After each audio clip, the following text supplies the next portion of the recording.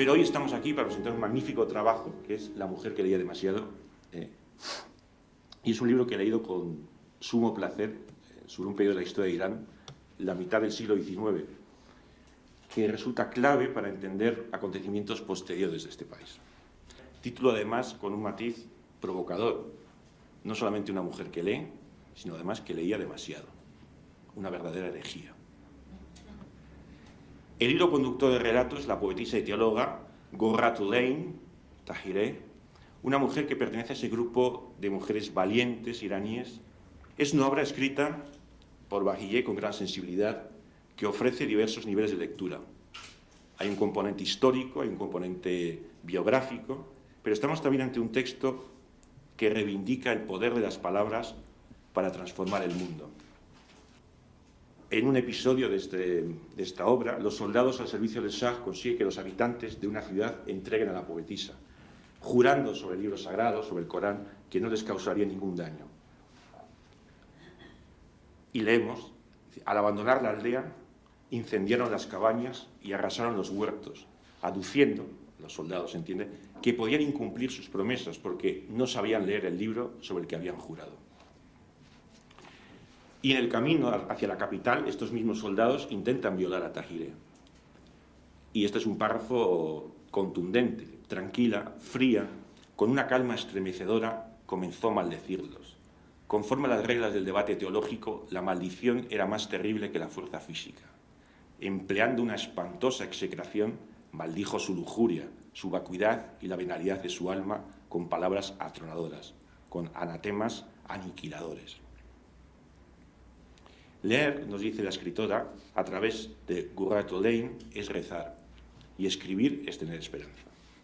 El analfabetismo es solo miedo.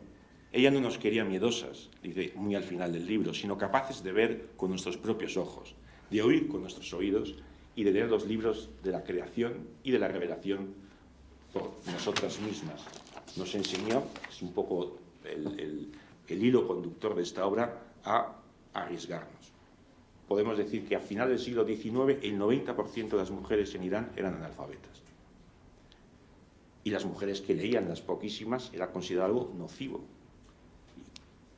Si querían escribir o si sabía escribir, ¿quién podría impedirle, refiriéndose a la protagonista, que para desgracia de la humanidad leyera también la historia? El más sacrílego de los delitos, ya lo decía el clero, es la interpretación. También es un libro sobre el silencio. Un silencio que conmueve, que fascina, que seduce.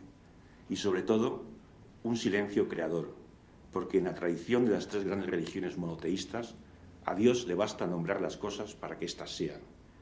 Dixit quae Deus fiat lux et facta est lux, dijo Dios, que se haga la luz, y la luz fue hecha. Es un libro que habla también de nuestra piel, como texto, de las caligrafías del amor y de la amistad, del odio y de la venganza sobre nuestra piel.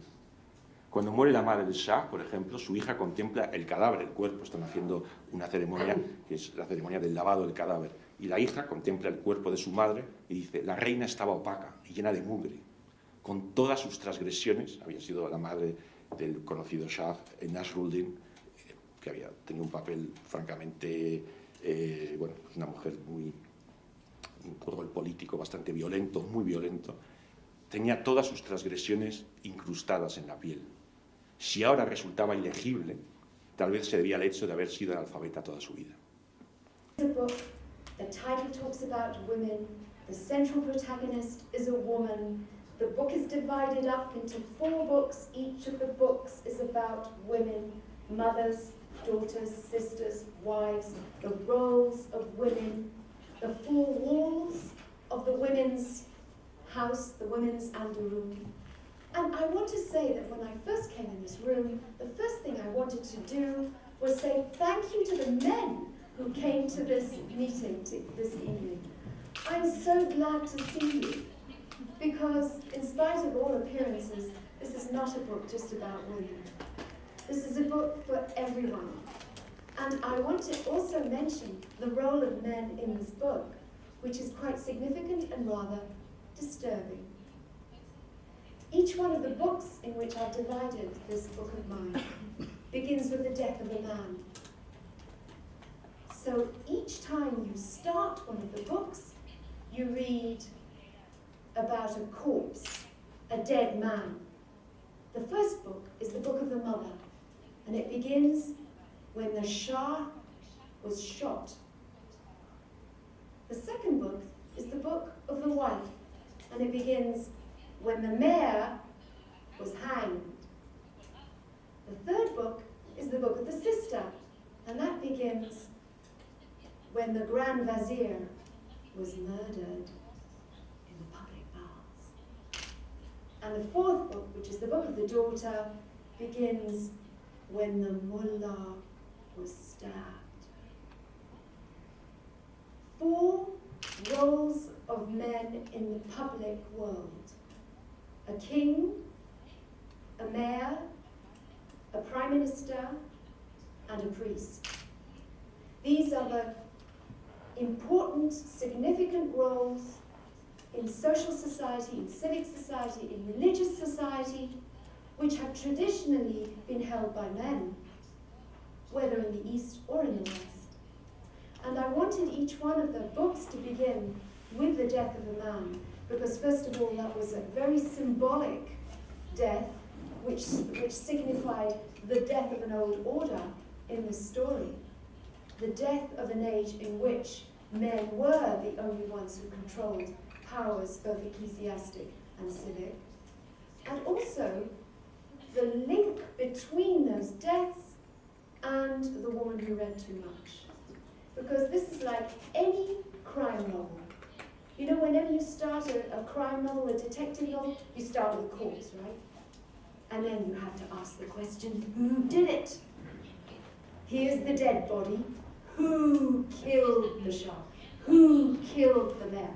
Who killed? And I was just following a very simple pattern of logic all the way from the corpse to the words of this woman who seemed to have had the capacity of prophecy. I was fascinated because Tahrir was in the 19th century saying things which are relevant to Iran today. I wished so much that it was possible to tell the Iranian people, listen to the tarmac speaking.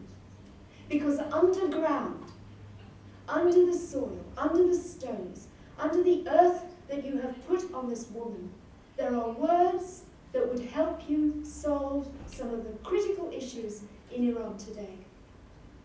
I think they will begin to listen when they are less prejudiced against the Baha'is. I think at the moment there is a huge complexity of ideas in Iran. There are many conflicting opinions, and amongst them all, the Baha'is are constantly being used as a scapegoat. So whenever the regime is threatened, the Baha'is are used as the excuse, the persecuted. And so many of the ordinary people in Iran, even reform-minded people, have very little knowledge of what the Baha'i faith is about.